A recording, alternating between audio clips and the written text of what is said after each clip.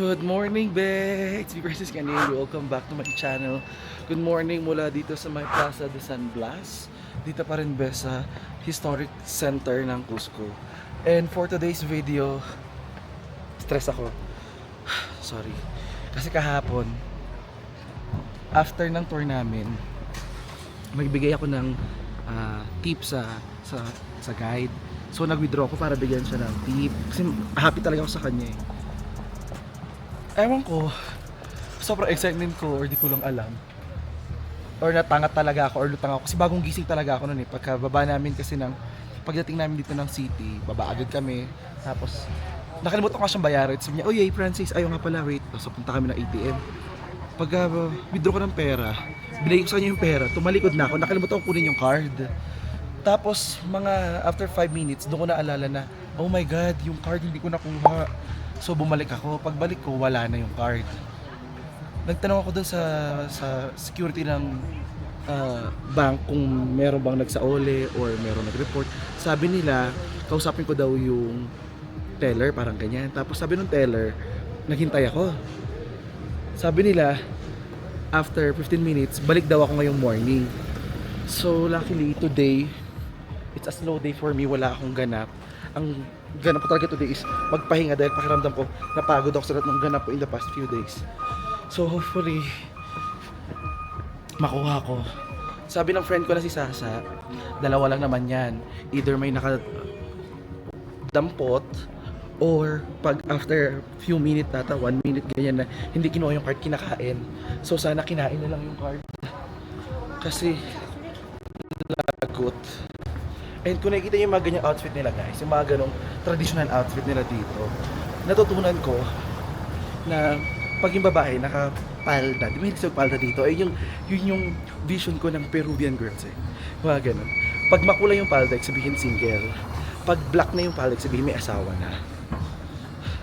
So anyway, nakakahingal maglakad dito guys dahil alam mo yung sabi ko, nagsusuot lang ako kayo ng damit. Sabi ko, hingal nakakahingal magbihes.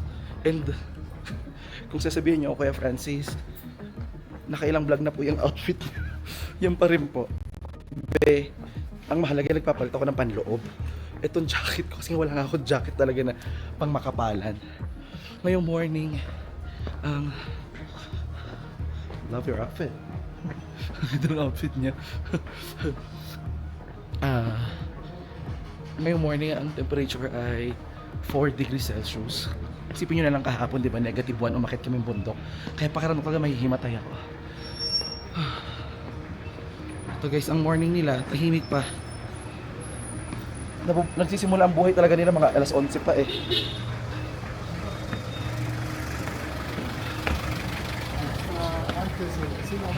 Ayan, sa mga nag-comment sa nakaraang video, sabi nila, Francis, hindi pride flag yan mo nakikita mo dyan na rainbow. Eto guys, oh, wait lang, pag sa may bandak, ayan, mga flag, oh diba, daming flag. Hindi yan pride eh, ano yan, flag yan ng dati nilang empire. Diba, dami nag-offer na masahe dito. Okay din naman, actually gusto ko din naman, pero priority ko muna mahanap yung ATM ko. Kasi ang problema ko guys is dire-diretso yung travel ko from here.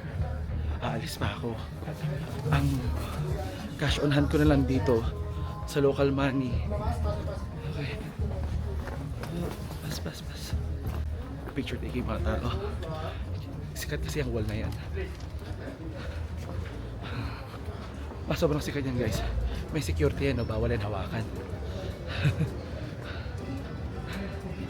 Hingal. Sana pinapento ko. Wala na akong budget ko na lang dito guys na pera. Sa pera natin na 7K. Hindi na yun cash.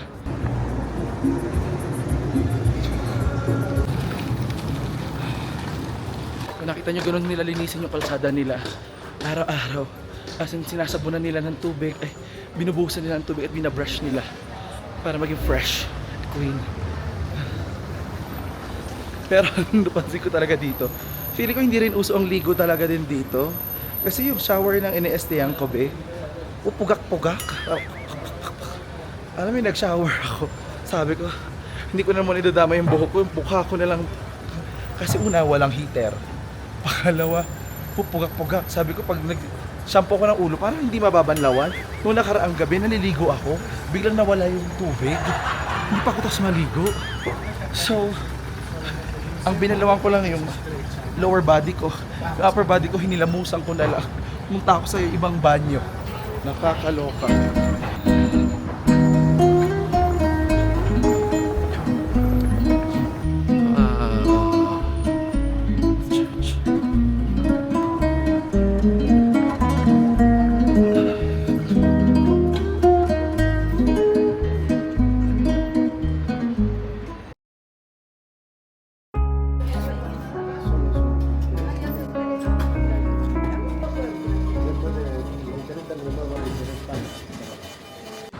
So ayan guys, katapos ko lang dito sa bank, pinotocopy nila yung passport ko, and then sabi nila bumalik daw uli ako ng 10:30 AM. Nakakatakot yung mga pabalik-balik na ganito. Dito yun kahapon nangyari. So nandito ako sa ATM na ito, mga bandang alas 5 ng hapon. Pag ako ng pera, binigay ko sa tour guide ko, niyakap ko siya. Sabi ko, thank you so much. Lumakad na ako. Tapos after pagkaliko ko lang dito sa may kanto, naisip ko na, oh my god, yung card ko.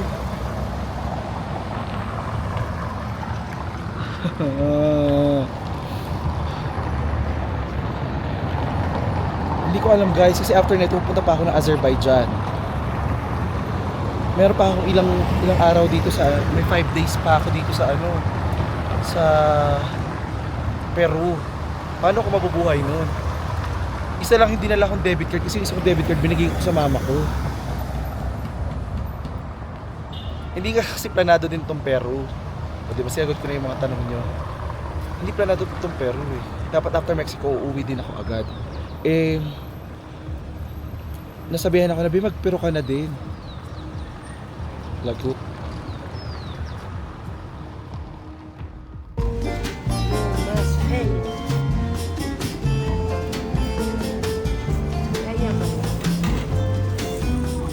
So ayan guys, bumili ako na itong kanilang tinapay.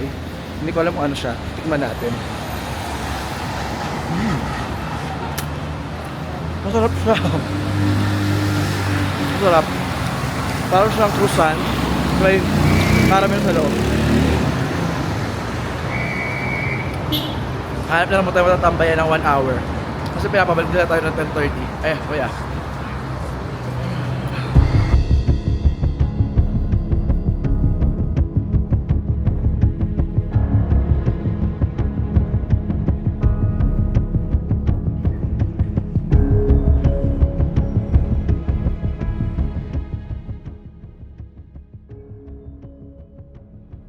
Tour ko. So, kinancel nila kagabi. Tapos, sabi nila, okay daw ba ako after 2 days i-reschedule? Sige. Tapos, sabi nila, bili na ako ng ticket. Hiwalay pa pala yung ticket. Hindi nakalagay doon sa details ng booking. So, nag-book ako sa Get Your Guide. I hate to Get Your Guide. Get Your Guide. I hate you. Nag-book ako nito sa Get Your Guide app and I hate you Get Your Guide app. Grabe. So, nag-book na ako, bumili ako ng ticket. Tapos, syempre minamadali nila ako. Unang nabook ko mali, exclusive for Andean nationality, yung mga taga dito, ang kapitbahay nila. Tapos, nag-book uli ako. Correct na. Pagka-book ko ng correct, sabi naman ni tour company, ay hindi sa amin available yung ganyang oras ngayon eh. So sabi ko, paano? Hindi yung pwedeng tulungan kayo mag-asikaso, mag-book ng ticket ko. Total kayo may kakilala na dito. Alam mo yun, to make it easier. Wala. So ngayon, ito lumabas ako. Pupunta ako sa tourist information cabinet ng historic center. Nagtatanong ako kung tulungan nila ako. Kasi guys, magkano na nagastos ko? As of now, nakaka 27,000 pesos na ako. Okay, nakaka 27,000 pesos na ako nagagastos for Machu Picchu. Nakaka-stress. Hopefully, wag masayang yun. So ngayon, ideally baka magbayad na naman ako ng additional 7,000 pesos para sa day ticket neto. Nakaka-stress kasi parang alam mo yung hindi naman lang sila tumulong, hindi man lang sila wala, yung parang hindi namin matutulungan. That's all, period. Yung parang, okay Francis, relax.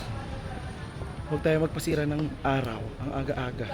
Masira ang mood natin.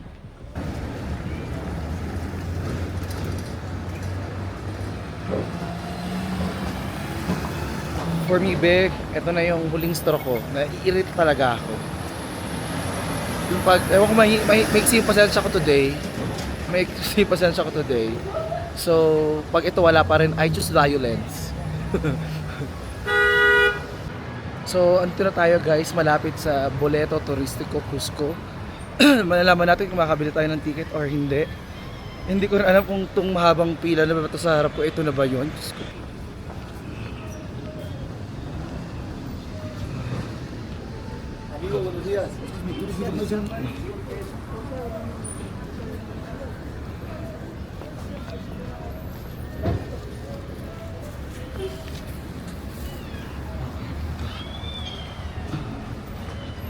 Okay.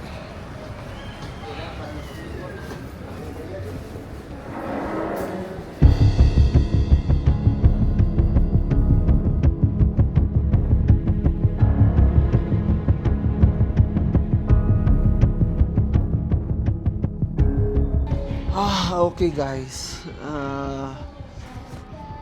Tanggalin mo natin ito ating sombrero. So, I'm so consumed right now. Si Lady Gaga hindi rin nakakaintindi. May ulo ko ngayon. So, anong nangyari? Una, nag-book ako ng ticket papuntang Machu Picchu. Tapos, yung ticket ko, wait lang. Hindi ko alam, kain muna ba ako? Kain nga muna ako.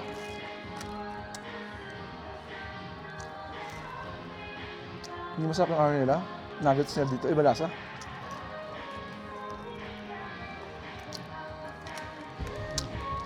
At ang damot ng McDonald's na dito sa ketchup. Buti naman chicken na sila guys. Wala na silang gravy dito. Walang gravy yung manok nila, ang liit pa ng manok. Halos wala pa sa kalahati ng manok sa KFC.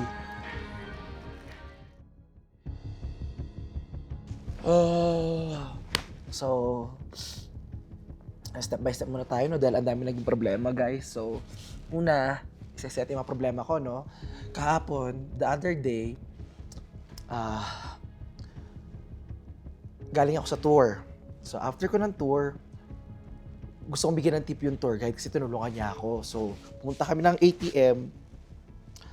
Pagdating namin sa ATM, nag-withdraw ako. Kinuha ko yung cash. So, super excited. Binigyan ko siya. Tsaka bagong gising talaga ako noon. So, bigla na akong umalis. Nakalimutan ko rin yung credit card. Yung debit card ko. And then, so na-stress ako, di ba? Naalala ko yung debit card after 10 minutes. So, stress ako na parang, oh my God, aalis ako soon. Paano to? Paano pag nagka-problema ako sa pera? So, kayo ako hingi ng tulong? Wala.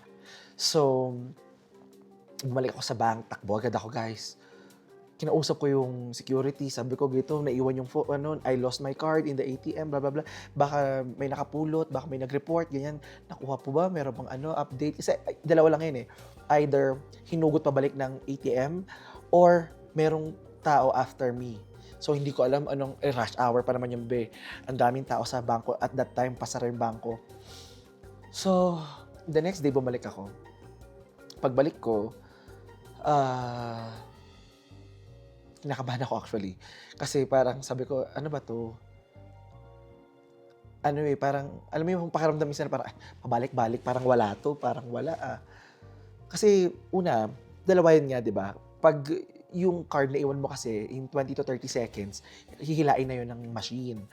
Pero kung nadampot ng iba, wala na. So, ang ginawa ko agad talaga nun, nilock ko agad yung online banking ko, nilock ko siya para hindi na magamit yung card muna. And hindi ko muna ni-report kasi tingnan natin, hindi pa natin sure eh. Pero para at least may magagamit pa rin akong online banking. So pagdating ko doon ng morning, sabi nila, patingin na passport no, binigay sa kanila yung passport, pinotocopy nila, tapos pinabalik na naman nila ako after 1 hour. So syempre ako, kinakabahan na naman ako, di ba? Lakad na naman ako guys. After 1 hour, bumalik ako. Sabi niya sa akin, wait 10 minutes. Hintay ako, be. Hindi ako makapag-vlog kasi sa loob ako ng bangko, hindi ako pwede mag-video-video doon eh. So nung nasa loob naman ako ng bangko, parang pakiramdam ko hindi nila ako pinapansin dahil hindi ako marunong mag-Spanish. So, yung Spanish ko barok-barok at saka Google Translate, gano'n. Tapos, yung iba pa sa kanila, parang walang pasensya magbasa sa cellphone niya, parang diretso agad sila, parang wala sila. Alam nilang hindi ka nakakasalta ng salta nila, kakausapin ka pa ng salta nila, walang mag-a-adjust, gano'n. So, barok-barok nilang ba yung Spanish ko, nakaka-survive naman, parang espero. Basta pa kung alam, yung mga nakakaintindihan naman nila ako. Kahit barok-barok, parang wait, ilang minuto, ganyan. Tapos, hintayin naman ako. Luckily, yung isang babae doon, naawa siya sa akin kasi nakita niya ako, nakatayo lang ako sa gilid. Pabalik-balik. Kasi pag nakaupo ako, hindi nila ako nakikita. So, tumayo ako, punta ako doon sa may kabilang side, malapit sa mga counters. Ganyan, para napapansin nila ako. Tapos doon niya ako, sabi niya, ito, Senyor Francis, is this your card? Sabi ko, yes. So, sobrang saya ko, guys. Check na tayo sa problema natin. Number 1 problem, check. So, nagpahinga lang ako. Yesterday yun eh. Nagpahinga lang ako. Sabi ko, okay, today mag-work ako, mag-edit ako, ganyan. And then, pagbukas ko ng email, I received an email. Kasi yung tour ko for Machu Picchu supposedly is today. Sabi nila,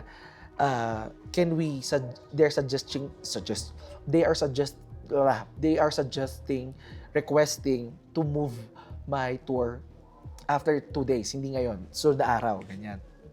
Sabi ko, okay, sige, reply ako. Natapos yung magdamag, be.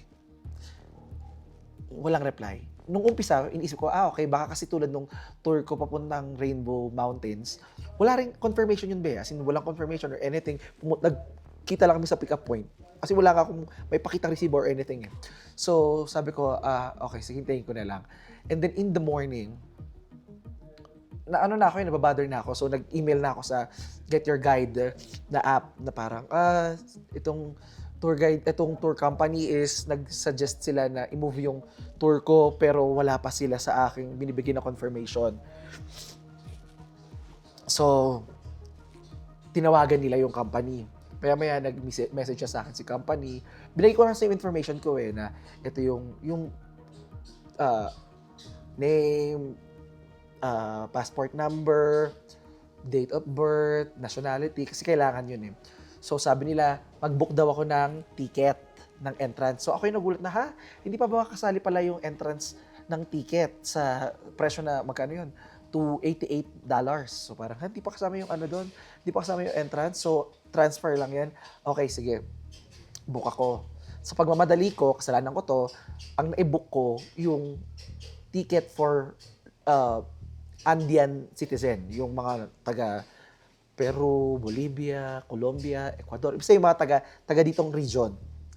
So, sabi sa akin ng company, you cannot use that kasi i-check pagdating doon yung passport, makikita na hindi ka naman taga doon. So, book ka ng for foreigners. So, hinanap ko yun, guys. Hindi kasi nakikita kaya kung magmamadali ka, hindi mo agad mababasa na parang, ito yung ticket, merong 1, 2, 3. Kailangan mo pa siyang pindutin sa ilalim. Hindi siya halata, promise. So, okay. Pinindot ko na sa foreigners. Nabook ko na. So, additional 7K yun. So, okay. Ang ticket na binook ko is 6 a.m. Tapos, sabi ng tour company, hindi pwede. Kasi, yung sundo mo is 5 a.m., ang dating mo dito, 6 a.m., hindi pwede. So sabi ko, anong gagawin natin? Sabi nila, okay, pwede kang kumuha na lang ng ibang, sabi ko, pwede ba akong kumuha ng ibang ticket na lang? Ng later the day. Parang, basta pag magkaroon ako ng ticket later the day, papapasukin niyo ako. Sabi nila, oo daw. So, pumunta ako guys kanina sa Boleto Turismo something. Basta bilihan ng ticket for tourism, ganyan. Tourism office. Punta ako doon. So, sabi nila doon, wala nang ticket na available for the next 3 months. Dito na mabibili. Wala ka na mabibili daw online, wala ka na mabibili sa city, pero meron ka pwede mabili doon mismo sa on ground. Kasi every day, meron silang binibentang at least 1,000 pieces of tickets for people who wants to go there. Pero mabibili mo lang yon, like kunyari ngayon bibili kang hapon, bukas mo siya magagamit for kinabukasan. So, ito na nga. Sabi ko, okay, sige. Sabi ko dun sa tour company, what if pumunta na ako ngayon or bukas, kasi sunod na araw pa naman yung ticket ko. So, pag pumunta ako bukas doon, pwede ko magamit yung ticket the next day. Ngayon, sabi via phone to sabi nung tour operator, hindi raw pwede. So, doon ako na bad trip na parang, bakit hindi pwede? Yung parang, naguluhan na ako, be. Honestly. Na hindi ko lang alam kung miscommunication lang sa amin, communication barrier, no? Language barrier, na sinasabi ko sa kanya, what if, sige, mamimit ko yung 6 a.m., no? Kasi galing naman na, andyan na ako magstay so malapit na lang. So, 30 minutes na lang yun from Aguas Caliente, papunta dun sa Machu Picchu, magbabas lang, so pipila ka na ng mga 5:30, ganyan, kasi mahaba yung pila ng mga tao doon. Pila ka na doon para pagdating mo doon, makukuha mo na yung ticket, or kahit kunin mo na yung ticket siguro kahit bukas. Sabi niya, hindi raw pwede. Bad trip ako. Sabi ko, okay, sige. Kung, ito na lang, what if, ang hingiin ko na lang sa inyo is yung pagbalik na lang sa akin dito para hindi ako mahirapan, di ba? Yung kasi meron ako flight kinabukasan nun So, what if after ako na lang gagastos ng tour, ng panibagong ticket going there, tapos yung binayad sa inyong 16,000, kasi 16,000 mahigit ba yung $288. What if yun na lang yung pabalik, di ba? Hindi rin daw pwede. Kasi hindi raw sila pwedeng, iba raw yung operator niya, supplier niya for the service. And hindi daw sila pwede mag-approve ng one way lang. So, in short, nasayang yung pera. So, syempre to my misery, upset ako.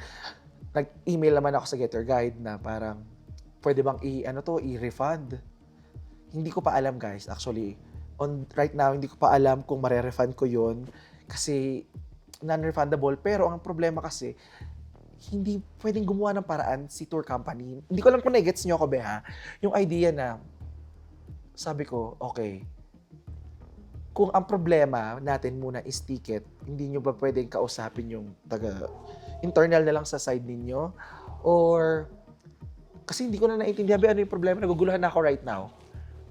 Naguguluhan na ako. Na parang, okay, pero na akong service papunta doon. Ang problema ko yung ticket. So, nung meron naman akong ticket, hindi naman nag-match sa time. So, problema na ako. Tapos parang, sabi ko, paki-confirm, susunduin niyo ba ako? Tapos parang ayaw na nila. Tapos parang, okay, wala na. Sige, i-cancel na lang natin itong lahat. Right now, nabubuisit ako na parang 2 araw na yun nasayang sa akin dito. And then, hindi ako ganoon ka-confident kasi mag-DIY. Dahil masyadong maraming moving parts. Kumbaga, maraming mga bagay na out of my control. Like, ito ba ang komplikado So, sabihin ko sa inyo yung magiging yung ruta. So, from Cusco, dito sa ina-stayan ko, pupunta tayo sa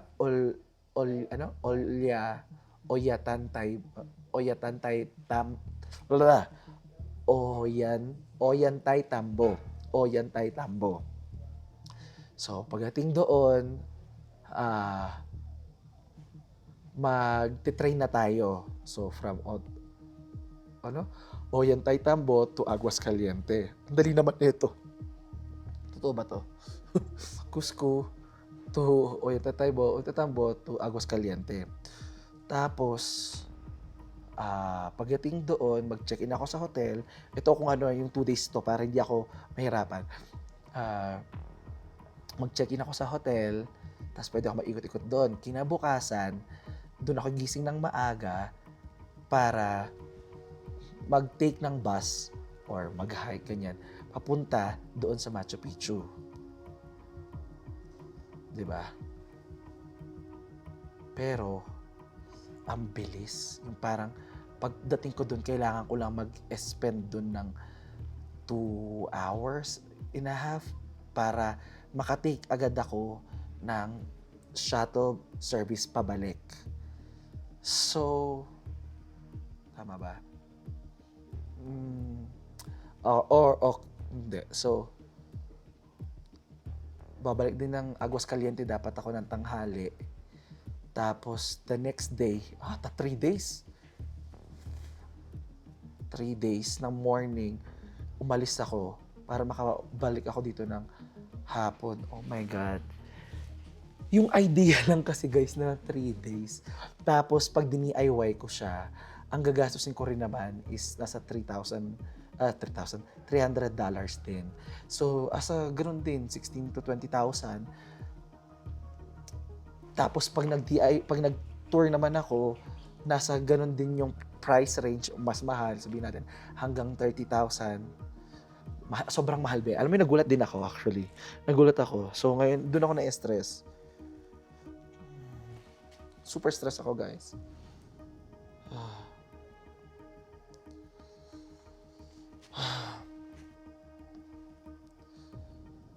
Yung hindi ko alam right now kung anong gagawin ko. Kumagalawang oras be. Ngayon ay 5 p.m. na. Tapos ang nakakaloka pa. Alam mo ba, sorry na, pero alam mo yun, ngayon, hapon ko lang siya na-realize na parang, Francis, nasa Southern Hemisphere ka.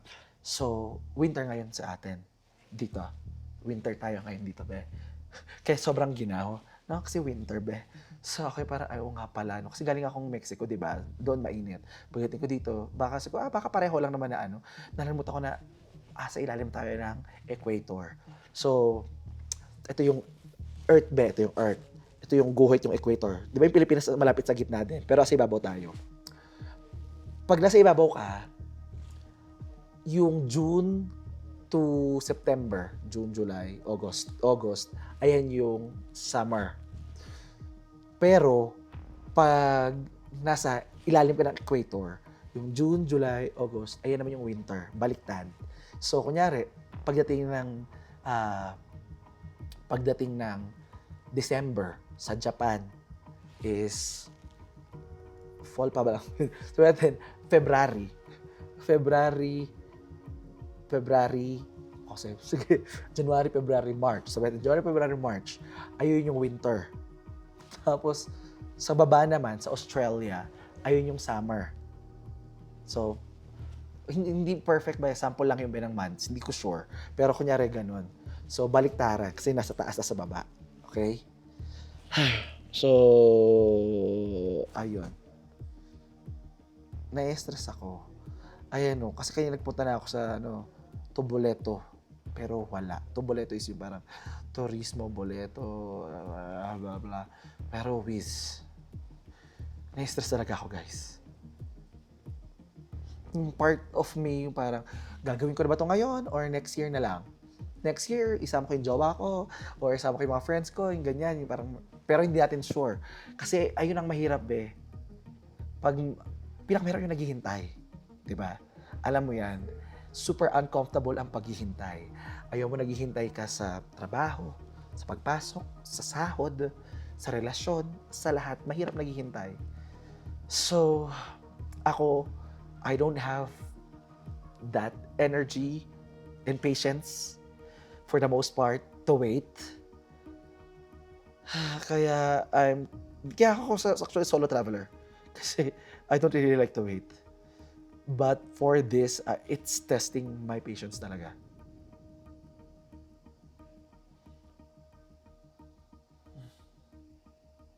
Tingnan natin, guys, anong mangyayari.